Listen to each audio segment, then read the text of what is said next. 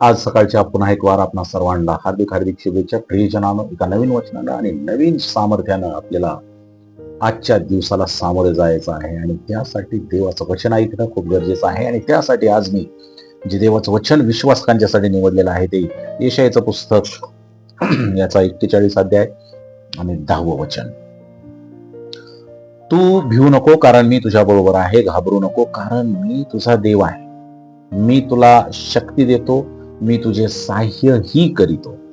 मी आपल्या धार्मिकतेच्या उजव्या हाताने तुला सावरितो. प्रियजनानो, या सुंदर वचनाबद्दल देवाचे किती उपकार मानावे, किती आभार मानावे हे मला समजत नाही. कारण की परमेश्वर आपल्याला अशा वेळेस पाठीशी उभा राहतो आणि नक्की तो आपल्याला दिसतो. बऱ्याच वेळेस आपल्या पाठीमागे प्रभू येशू ख्रिस्त देव परमेश्वर आहे हे कधी कधी आपल्याला दिसत नाही. कारण आम्ही त्यावेळेस एका चांगल्या परिस्थितीतून जात असतो. आम्ही एका सुंदर चांगल्या अगदी सुव्यवस्थित रस्त्यानं आमचं मार्गक्रमण चाललेलं असतं. सर्व बाजूनं सुखसोयी असते, सर्व प्रकारे सगळं चाललेलं असतं आणि त्यानंतर आम्हाला परमेश्वराची जाणीव होत नाही. परंतु असा एक प्रसंग असतो माणसाच्या जीवनामध्ये ज्यामध्ये परमेश्वराची आठवण होते आणि जास्तीत जास्त तो प्रसंग म्हणजे आमच्या मध्ये ज्यावेळेस वाईट प्रसंग असतात, आमच्या जीवनामध्ये ज्यावेळेस खडतर प्रसंग असतो, आमच्या जीवनामध्ये ज्यावेळेस आपल्याला कोणाची तरी गरज असते आणि त्यावेळेस कोणीही आपल्या संगती नसतं.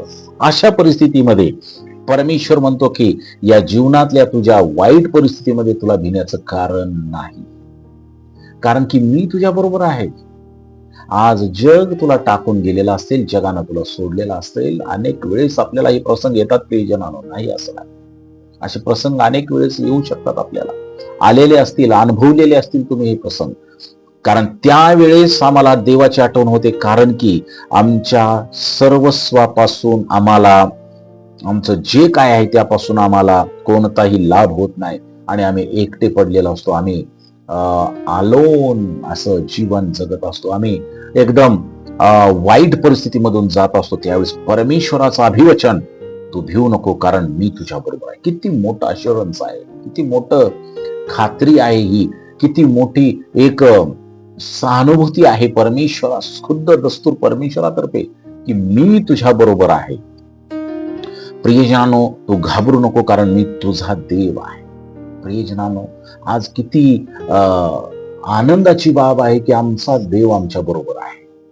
तो आम्हाला सोडून कुठेही गेलेला नाही, तो आम्हाला टाकत नाही, त्याला आमचा विसर पडलेला नाही.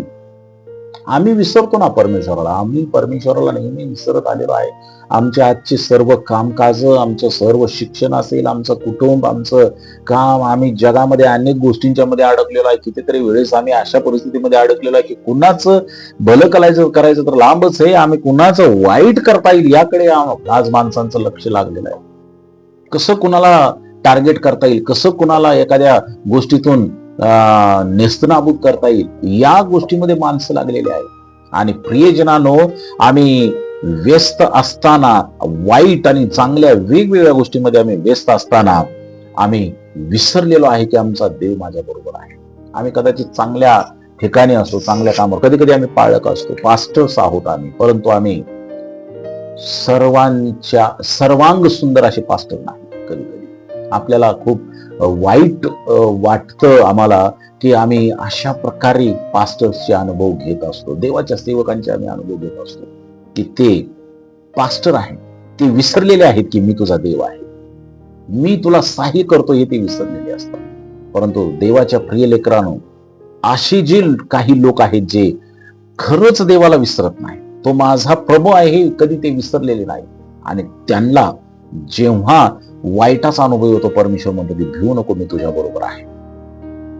मी क्षीण झालेल्यांना शक्ती देतो. तो आम्ही ज्यावेळेस आम्ही अनेक मार्गाने क्षीण होतो, आम्हाला जीवन नकोस होतं, आम्ही अशक्त होतो, त्यावेळेस परमेश्वर म्हणतो की तुला शक्ती देणारा मी आहे, तुझं सहाय्य करणारा मी आहे, मी तुला हात ठेवून तुला सहभागिता देणार आहे. माझ्या धार्मिकतेचा हात तुझ्यावरती आहे, तुझ्यावर मी मी धार्मिकतेचा हात ठेवत आहे. म्हणजे काय, माझी सहभागिता तुझ्या बरोबर आहे. तू एकटा नाहीस, तुला मी एकटं सोडलेलं नाही, तुझ्या बरोबर मी आहे.